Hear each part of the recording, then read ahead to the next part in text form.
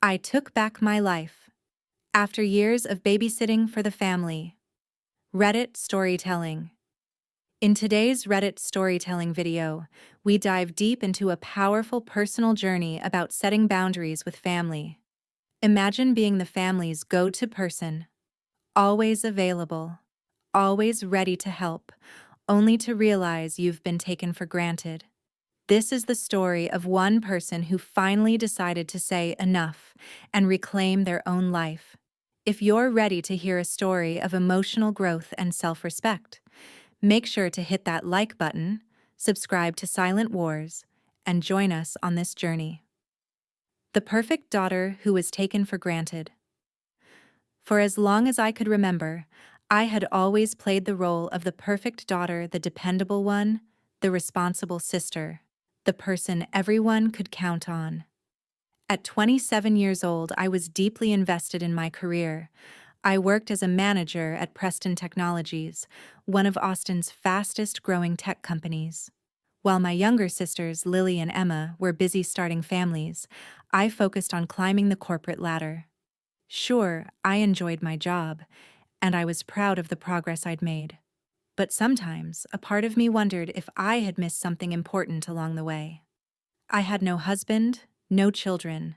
My life revolved around meetings, deadlines, and performance reviews. My corner office, with its stunning view of downtown Austin, was the place I spent the majority of my waking hours. The hustle and bustle of the city below felt like a distant hum compared to the noise in my head, always thinking of the next big project, the next career milestone. The silence in my personal life often echoed louder than I liked to admit, but at the same time, it was comforting. Or so I thought. Then came the phone call. It was an ordinary Tuesday morning when Lily called me. Her name popped up on my screen, and as I sifted through performance assessments on my desk, I casually answered, only half listening. "Hey, Ash, you got a minute?" she asked, her voice filled with an energy that made me pause for a moment. Lily, being the bubbly one, always had an excitement in her voice, but this time something about it caught my attention. "What's up?"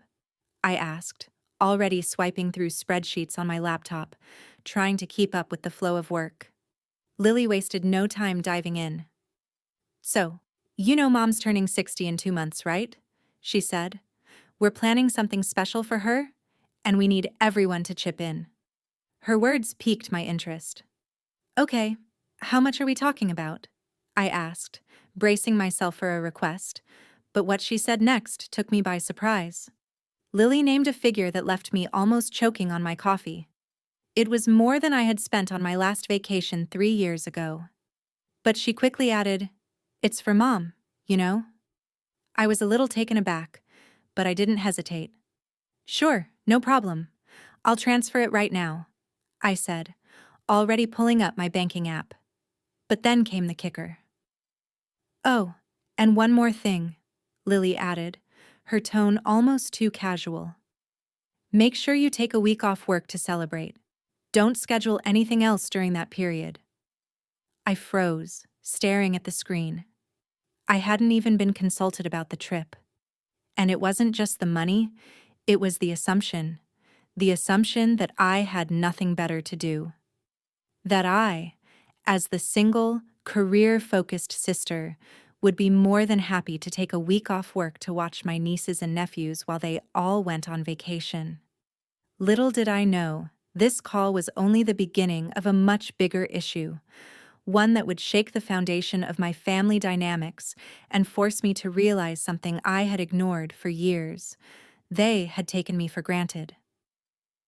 The birthday plan that wasn't really a plan for everyone. As the days passed after Lily's initial call, I assumed everything was progressing as planned. I had sent the money she requested without a second thought, thinking everything was in order. I did my part, and in my mind, that was the end of it. My busy work schedule continued as usual, and the thought of my mom's 60th birthday barely lingered in the back of my mind. I had contributed financially, so I figured my involvement in the celebration would follow in its usual pattern: quiet, supportive, and without much fuss. But then came that Saturday dinner. We were all gathered around the table as we always did, catching up on family news. My parents, my sisters, Aunt Susan, and their kids. Everyone was there. The familiar chaos of family life filled the room. My dad making his usual jokes about Texas football, Mom fretting over the meal, and everyone talking over each other in the jovial way families do. But then, Lily dropped the bombshell. "We've finally organized everything for Mom's birthday," she said nonchalantly, pushing her grilled asparagus around her plate. "We're going to spend a whole week at Mountain Pine Resort in Colorado." My mind went blank. I froze for a moment, unsure if I had heard her correctly. A whole week at a fancy resort? For my mom's 60th? My stomach twisted. The idea of a big family trip didn't seem strange in itself, but the fact that I hadn't been told about it, let alone consulted, hit me hard. "Wait, why wasn't I told?" I asked, trying to keep my voice steady, but I could feel the tension creeping up in my chest. I didn't even own a ski suit, and there was barely any time left to prepare. I felt completely out of the loop. How was I supposed to know about this?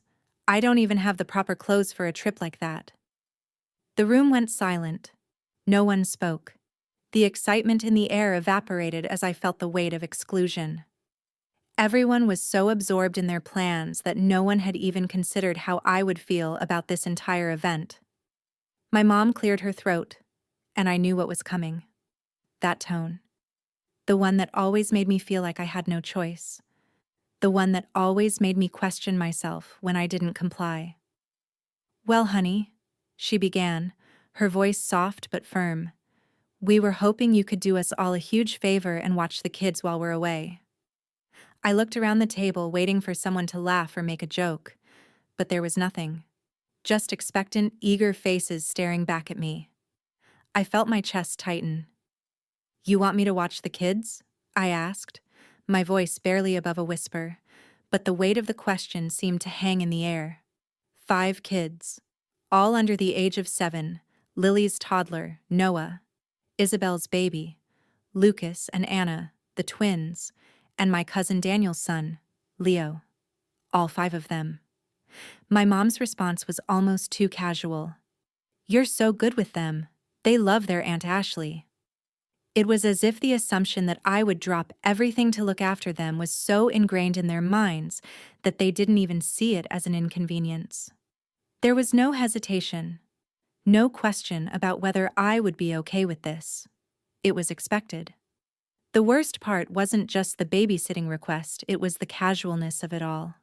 It was the fact that they had planned this entire trip without asking for my opinion, without considering whether I wanted to be a part of the celebration. My money, my time, and my vacation days were all used without a second thought, as if I were simply a resource to be tapped into. It hit me then. They hadn't planned this birthday celebration with me in mind. They had planned it for themselves. And I was just the one who would stay behind, as usual, taking care of everything while they enjoyed their vacation. I felt like an afterthought. The request that made me realize the truth. The words slipped out of my mother's mouth so casually, as if it was the most natural thing in the world. "What we were hoping," she began, her voice soft but commanding, "is that you could watch the kids while we're away. You're so great with them." Wait, what? I froze, my mind racing. 5 children, all under the age of 7, for an entire week? That was no small favor. My heart sank as I looked around the table, hoping that someone would step in, maybe with a laugh or a change of subject. But the room stayed eerily still. The clinking of silverware against plates seemed louder, each passing second making the weight of the situation heavier. No one even flinched. This wasn't a joke. This wasn't even a request. It was an expectation. Lily, my youngest sister, who always had the tendency to speak before thinking, chimed in next. "Well, you don't have a family of your own to worry about, right?" Her words hit me like a ton of bricks.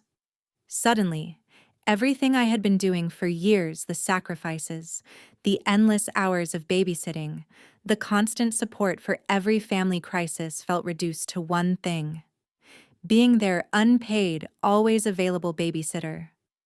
No husband, no children, no life outside of my family's demands. The words echoed in my mind as I felt my chest tighten. Right? Lily's voice snapped me back to reality, her innocent question loaded with unspoken assumptions. I could almost hear her thinking, well, you don't have the chaos of a family to juggle, so it makes sense you'd be available for us at the drop of a hat, right? In that moment, I realized how much I had been taken for granted. I had always prided myself on being the dependable one, the responsible sister, the one who could always be counted on. And for years, I had kept saying yes, whether it was babysitting, lending money, or covering for others. But it had reached a point where my life, my time, my own needs didn't seem to matter anymore. My mother, in her usual tone, tried to soften the request. "You're so great with the kids. They love you. It'll be easy. Don't worry." Easy? I could feel the anger bubbling up, but I suppressed it. They didn't even see it. They didn't see how tired I was, how drained I had been from balancing work, my own life, and their expectations. They didn't understand that I was constantly putting myself last in order to be there for them. It wasn't just about the babysitting anymore. It was about the unspoken belief that because I didn't have a family of my own, my life was somehow less valuable. My career, my time, my own happiness. They all seemed irrelevant compared to the needs of my sisters, their husbands, and my mom. I sat there, unable to find the right words. Everything I had done for them over the years suddenly felt like it had been reduced to a role I didn't want to play anymore. The truth hit me. I wasn't a sister. I wasn't a daughter. I was simply a babysitter, a backup plan, someone to rely on when they needed help. I was exhausted, and this request felt like the final straw. I had to do something. I couldn't keep allowing them to take me for granted, to use me without considering my needs, my wants, or my own life. As I looked around at their eager faces, I realized something I had been too afraid to admit for years. It was time for me to say no, and not just to this request, but to all of it. The breaking point. The moment I stood up and walked toward the door, I felt an overwhelming sense of calmness wash over me. It wasn't like the panic or guilt I had expected. No, this time it was different. I was finally standing up for myself, setting a boundary that had been a long time coming. For so many years, I had been the go-to person for everyone, the one who could always be counted on. I had always said yes, put my own life on hold, and done everything for my family without hesitation. But not this time. This time, I was saying no. I could hear my mother's voice, soft and concerned, calling out after me, but I didn't stop. I didn't even turn around. "Honey, please, listen." She was trying to pull me back into the cycle, but I knew if I didn't do this now, if I didn't stop the pattern, nothing would change. I had spent my entire life doing everything for them, helping with their kids, sacrificing my own time and energy, and doing it all without complaint. But in the end, what did I have to show for it? A lifetime of being the reliable one, the one who was always there, always giving, but never receiving. No more. This time, I was walking away. I knew that this decision would have consequences, and I knew they might be angry, even hurt. But I also knew that I couldn't keep being the doormat, the person they could rely on without ever truly appreciating me. For years, they thought I'd always be available, no questions asked, no complaints. I was the dependable daughter, the good sister. But somewhere along the way, they had started to take that for granted.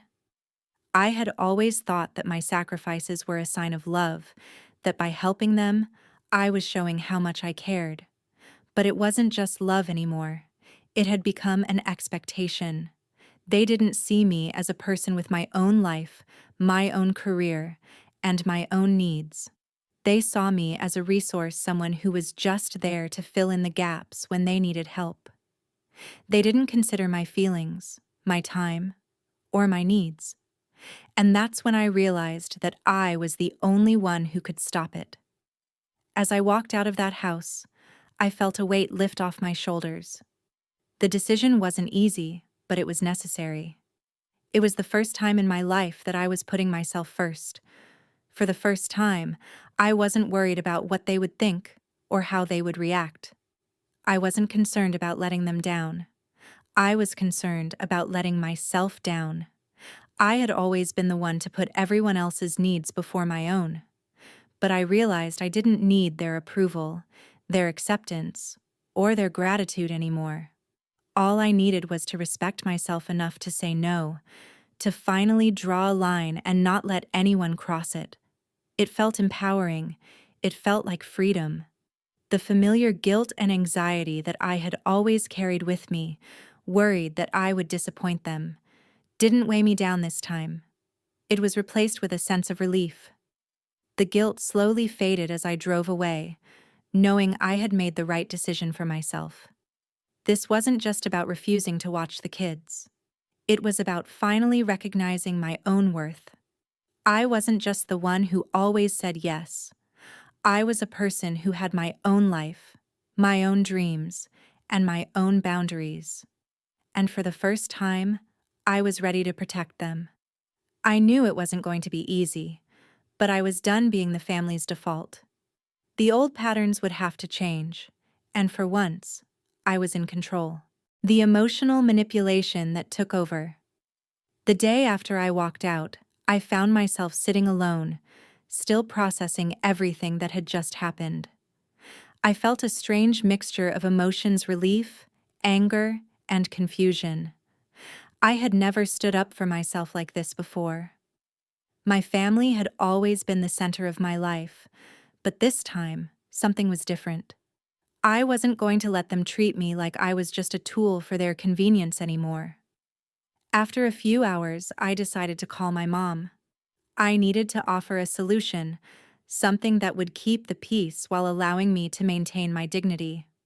"I'll pay for a professional babysitter for the kids," I suggested calmly. "That way, everyone can enjoy the trip.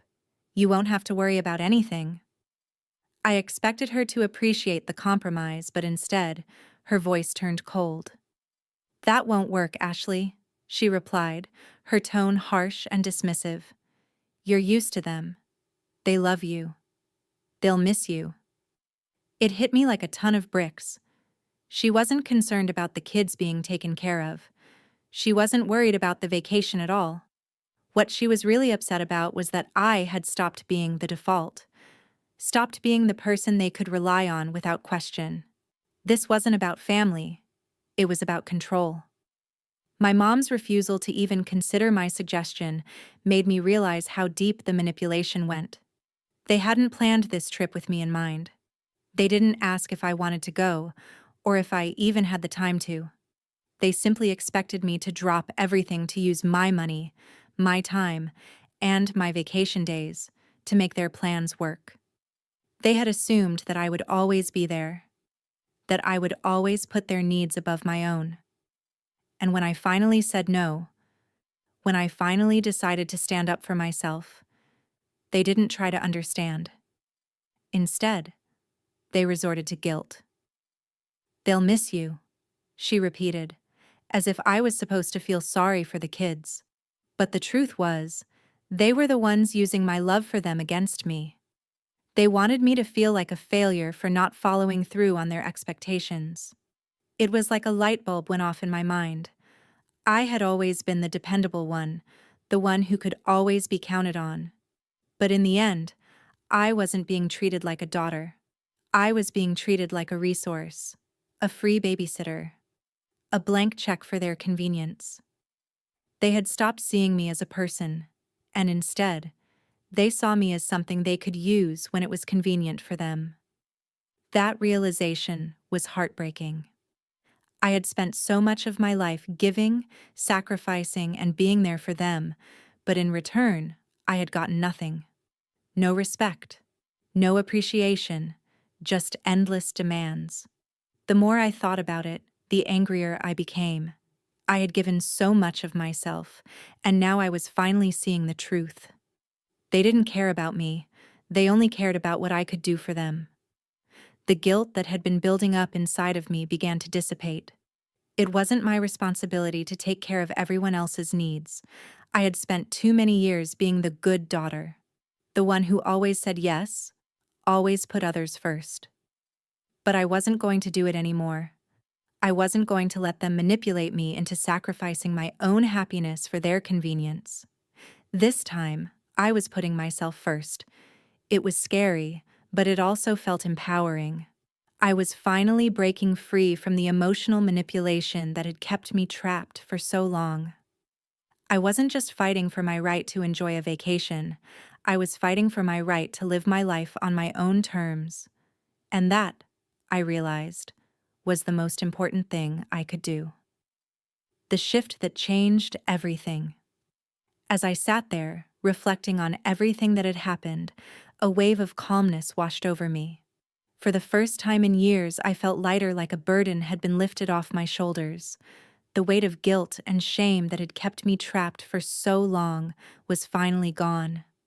I had always been the one to say yes, the one who would drop everything for my family's needs, the one they could always count on to sacrifice my own time, money, and energy. But not anymore. I had always believed that this was what I was supposed to do. It was my role in the family, to be dependable, to be the one who showed up when everyone else couldn't. But now, something inside of me had shifted. I wasn't their backup plan anymore. I wasn't the one they could just rely on without thinking about my needs, my feelings, or my life. For the first time, I was choosing myself.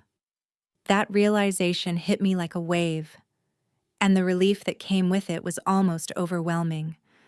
I didn't need to keep sacrificing my happiness for the sake of others. I didn't need to keep putting my own life on hold to be their safety net. I had been living for them, constantly worried about their problems, their expectations, and their demands. But now, I was going to live for me. The very next day, I made a decision. I was going to take some time for myself. No family obligations, no guilt, no feeling like I had to be there for everyone else all the time. I booked a week-long trip to Florida. It wasn't anything extravagant, just a small beachside hotel with a balcony overlooking the ocean, but it was exactly what I needed. It was time for me to unwind, to breathe, and to enjoy life without constantly worrying about being the family's default babysitter. For the first time, I wasn't apologizing for taking time for myself. I wasn't feeling bad about spending money on something I wanted to do. I had money to spare now, and I wasn't going to waste it on others who only saw me as a tool to meet their needs. This trip was for me, and it felt incredible to do something just for myself without second-guessing my decision. As I packed my bags and prepared for the trip, I realized just how far I had come. I had spent so many years trying to please everyone else, trying to be the perfect daughter, the perfect sister, the perfect aunt. But now, I was the one I was choosing to take care of. I was no longer going to let guilt or expectations control my life. I was finally taking control, and for the first time, I felt free. When I stepped onto that plane to Florida, I didn't feel the usual knots in my stomach from family obligations or the pressure to answer their calls. I felt calm, excited, and at peace. The change that had happened within me wasn't just about taking a vacation, it was about reclaiming my life, my choices, and my freedom. And I was determined to never go back. The family's furious response. The next week, as I settled into the tranquility of my beachside hotel room in Florida, I noticed my phone lighting up with notifications. The first few messages were from Lily, my youngest sister, and they were frantic, filled with a growing sense of panic. "Where are you? The kids are waiting," she wrote, followed by, "Please pick up, Ashley." My heart didn't race the way it used to when I saw her name on my screen. Instead, I felt a sense of calm, something I hadn't felt in years. Then came the messages from my mom. "Ashley, what's going on? The kids don't understand," she wrote. "We really need you right now. Please come back." I felt an overwhelming wave of relief as I read them. This was exactly what I needed to feel to confirm that my decision was the right one. They couldn't understand why I wasn't there, why I wasn't fulfilling the role they had cast me in all these years. The role of the reliable one, the one who always put others first, no matter how it affected me. But now, I wasn't available, and it felt incredible. As the evening wore on, the tone of the messages started to change. The desperation turned to anger. "You've ruined everything," Lily's next message read. "You've completely messed up Mom's birthday. You're being selfish." And then came more from my mom. "How could you do this to us, Ashley? You've never said no before. Why are you doing this now?" Her words were full of disappointment, but there was also a hint of betrayal in them. For a brief moment, I felt a pang of guilt. The images of my nieces and nephews, waiting for me to be the one to entertain them, flashed in my mind. But that guilt quickly dissipated. The more I thought about it, the clearer it became. They weren't upset because they cared about me. They were angry because they were no longer getting what they wanted from me. They had expected me to drop everything and come running, just like I always had. But I wasn't doing that anymore. This was about me choosing myself for once in my life. I sat back in my chair, looking out over the ocean, the sound of the waves crashing against the shore soothing me. I realized how long it had been since I had done something just for myself, something that wasn't about pleasing anyone else, keeping anyone else happy, or taking care of everyone else's needs. I had spent years running around, cleaning up everyone else's messes, making sure everyone else was happy, while I silently sacrificed my own happiness. But now, here I was, far away from the chaos, the pressure, and the never-ending demands. I was free. I ignored the rest of their messages. I turned my phone face down and focused on the quiet peace of the beach. For once, I didn't feel the weight of their expectations pulling at me. For once, I wasn't worried about how they would react or what they would think of me. Instead of rushing back to deal with their anger, I was able to breathe deeply, to relax, and to enjoy the freedom that came with saying no. This, I realized, was exactly what I needed. It wasn't about the trip to Florida, it was about reclaiming my life. I had set boundaries, and I wasn't going to let them guilt-trip me back into the same old role I had played for so many years. The truth was, I had spent far too long being the family's emotional and physical caretaker, the one who was always expected to be there, no matter the cost. But not anymore. Ignoring the barrage of messages was a turning point. It was the first time I had ever chosen myself over my family's demands, and it felt incredible. I didn't regret it for a second. The guilt that almost came, but didn't. When I finally turned my phone on, the flood of messages hit me like a tidal wave. I hadn't expected this level of anger, but it was all there, each message more furious than the last. "How could you do this to us? You ruined everything." It was like they had all decided in unison that I was the villain in their story, the one who ruined their carefully planned vacation and their mom's birthday celebration. The messages kept coming, long, dramatic rants about how I had let them down, how I was selfish, how they were all disappointed in me. My mom's voice echoed in the back of my mind, the way she used to say, "You've never said no before." I could hear it now in her words. "I can't believe you're doing this." Every text I read brought a little more of their wrath into my life. But then, something strange happened. I waited for the familiar pang of guilt, the feeling I had gotten used to all these years when I wasn't able to meet their expectations. But it never came. Not this time. I wasn't consumed by the usual self-doubt or anxiety. Instead, I felt an overwhelming sense of calm. It was like I had been carrying a heavy burden for so long, and in this one moment, I was finally setting it down. No longer did I feel like I was at their mercy, always answering their calls, always running to fix their problems, always putting my own needs on the back burner for the sake of their happiness. For the first time, I realized something profound. I didn't owe them anything. They had become so used to my sacrifices, to my constant giving, that they had forgotten I had a life of my own. Sitting there on the balcony of my hotel room, the sound of the waves crashing gently against the shore, the endless expanse of ocean and sky in front of me, it all became clear.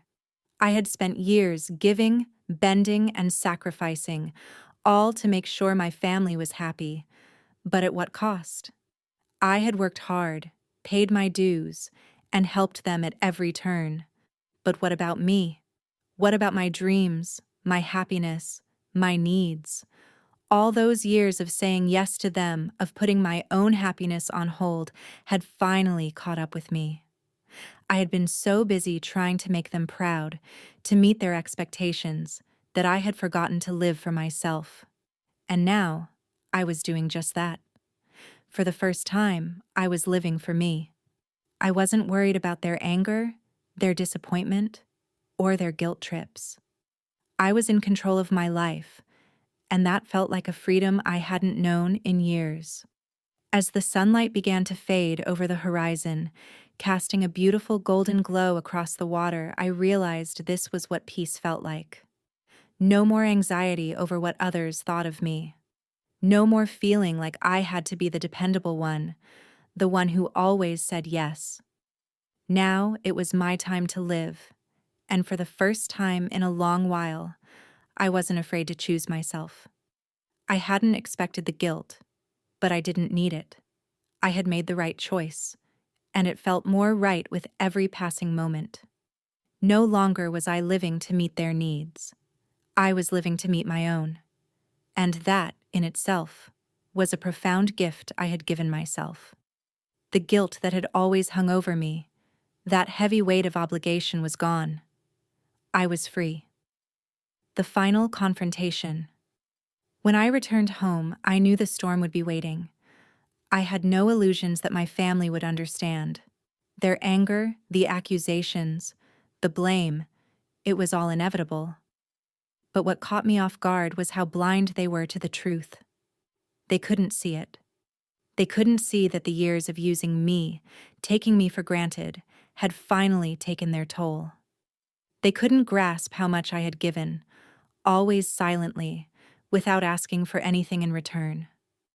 The weight of the years of neglect, the constant feeling of being their backup plan, it all came rushing back as I stood in my living room, staring at my family as they marched through my front door, furious and demanding answers.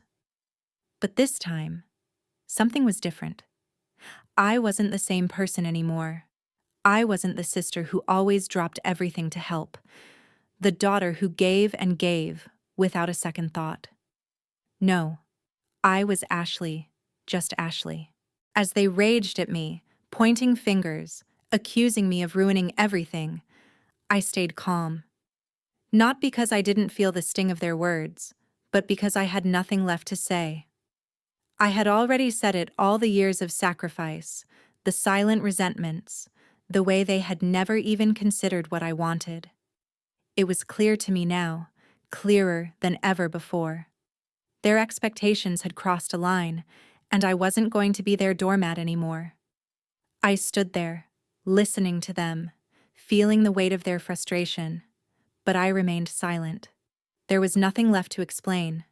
They had their chance to see me as a person, to see me as someone with needs and boundaries. They had chosen to overlook that for so long, assuming I would always be the dependable one, always there to pick up the pieces. But I wasn't that person anymore. When the shouting died down, When the tension in the room was almost unbearable, I finally spoke.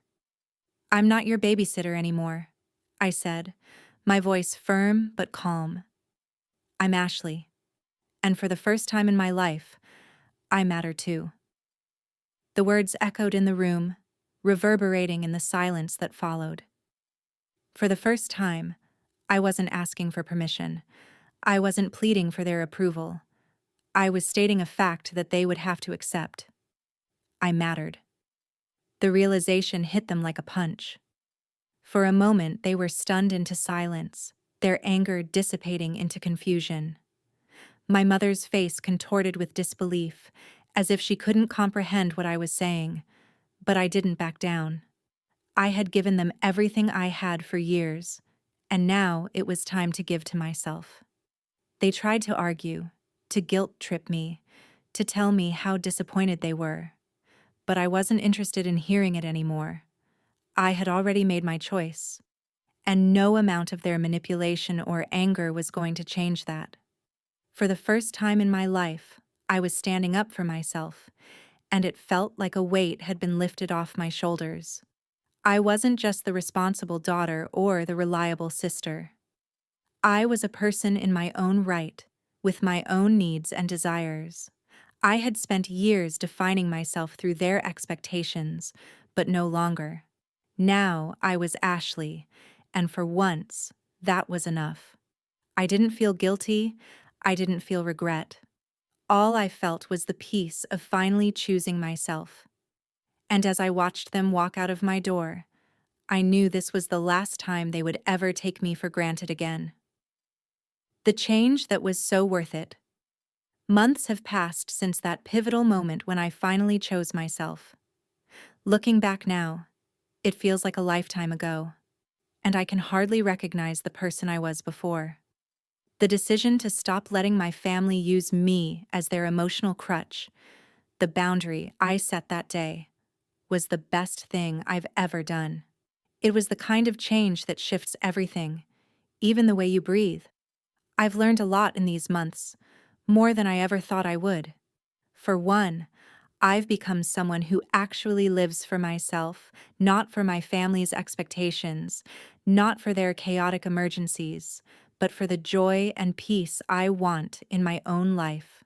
I've been traveling more, which has been a dream of mine for years but always put on hold, because I was too busy playing the role of the perfect daughter, the responsible sister. Now I get to enjoy spontaneous trips, experiencing new places and meeting people who actually see me for who I am, not just what I can do for them. I've even started a neighborhood book club, a small yet meaningful thing that brings together people who enjoy reading and talking about ideas, a group where I'm not just a helper or a problem solver, but a peer and a participant. My phone doesn't ring with desperate pleas for help anymore. No more urgent messages from my sisters about babysitting, or my parents asking for favors without any consideration of my needs. And that has been one of the most freeing aspects of all this, the silence. It's not an empty silence. It's a peaceful one. The constant low-level anxiety of waiting for the next emergency to call me away is gone. The emotional weight that I had carried for so long is lifting day by day. And the best part? I'm not looking back. I'm not regretting my choices. I've learned that there is a fine line between selfishness and self-respect. And for the first time in my life, I'm on the side of self-respect. I've chosen to honor my own life, my own desires, my own boundaries. I realized that I wasn't being selfish, I was being real. My family's demands had become suffocating, and I had let them dictate my life for far too long. It's a hard thing to admit, but I see now that I was allowing their needs to overshadow my own. I've reclaimed my autonomy, and it feels amazing. There's a deep satisfaction in knowing that I am free to make decisions for myself, without guilt, without second-guessing. I am no longer just the dependable one, the one everyone counts on because I've always said yes. I'm now the one who can say no, and that's power. I've learned that there is incredible strength in putting myself first. For the first time, I feel like I can breathe, and I don't have to justify my choices to anyone. It's liberating. And honestly, it's something I wish I'd done sooner. The change has been worth it. I feel lighter, happier, and finally in control of my own life.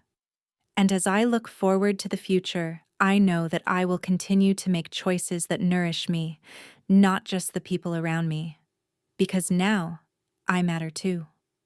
One of the most important lessons we can learn in life is the value of setting boundaries and prioritizing our own well-being. It's easy to fall into the trap of always saying yes to others, whether it's our family, friends, or society, out of a sense of duty or love. However, neglecting our own needs can lead to burnout, resentment, and a feeling of being taken for granted. As we grow older, it becomes even more crucial to recognize that our time, energy, and emotional well-being are precious. It's okay to say no and to take time for ourselves, whether it's pursuing a passion, enjoying a quiet moment, or simply resting. By doing so, we not only honor ourselves but also set a powerful example for others, teaching them that self-respect and self-care are not selfish, but necessary for a fulfilling life.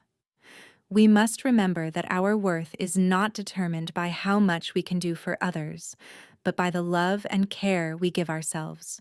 The peace and joy that come from choosing ourselves after years of being there for everyone else are profound. Embracing this wisdom, especially in later years, can lead to a life of freedom, balance, and true contentment. Thank you so much for watching. We hope this Reddit storytelling video resonated with you. Remember, it's never too late to set boundaries and prioritize yourself. If you enjoyed the video, please leave a like, comment, and don't forget to subscribe to Silent Wars for more amazing stories. See you in the next video.